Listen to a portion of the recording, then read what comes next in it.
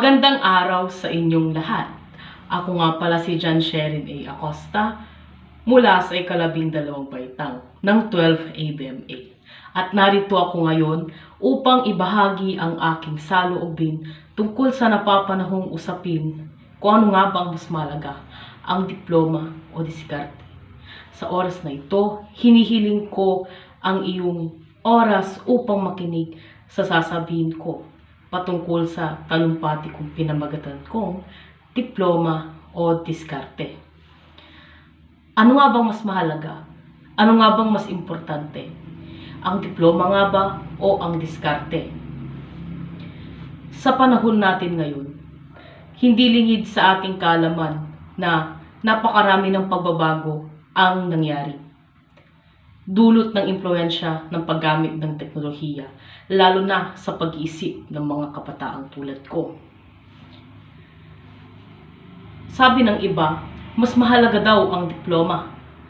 Dahil sa diploma, dito ka yayaman. Ito ang susi upang magtagumpay ka.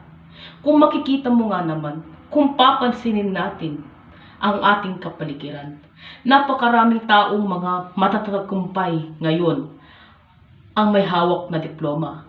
Ang makakilala nating doktor, nurse, abogado at guro ay may hawak na diploma bilang patunay ng kanilang natapos.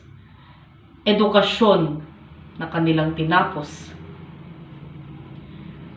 Ngunit, sa kabilang banda, sabi ng mga taong naniniwala na diskarte ang susi para magtagumpay, walang silbi ang diploma kung walang diskarte, dahil diskarte ang magsasalba sa'yo sa oras ng problema o kahit anong kagipitan.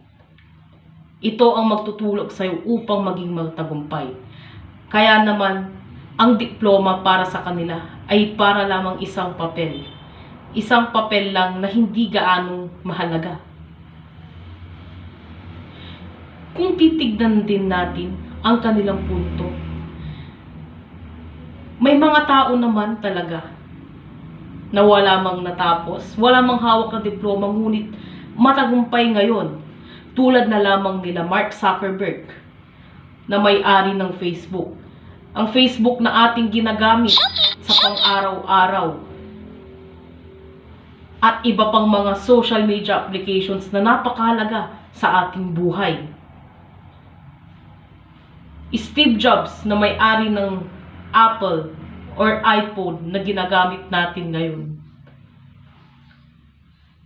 Kung titignan natin, ang mga taong ito ay mayayaman, malalaki at matagumpay. Mas matagumpay pa kumpara sa mga taong may hawak na diploma na profesional ngayon. Kung iisipin natin, kailangan nga ba nating mamili sa dalawa? Kailangan ba nating mamili sa pagitan ng diploma o diskarte? Napakahirap kung isa lamang na panig ang papakinggan at puntong paniniwalaan. Kaya sa palagay ko, hindi naman talaga natin kailangan mamili sa dalawa.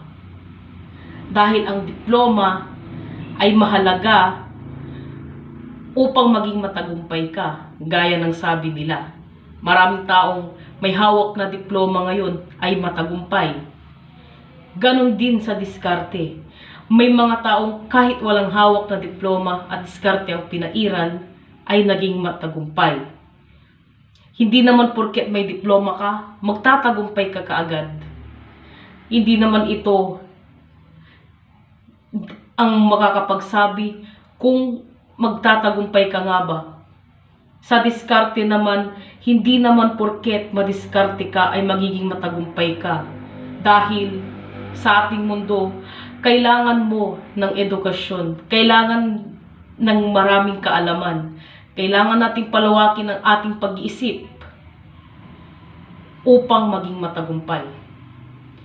Kaya ang diploma at diskarte ay mahalaga.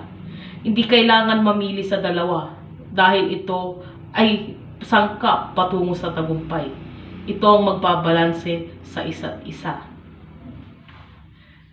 Gaya nga ng sabi nila, lahat ng sobra ay masama. Maraming salamat po.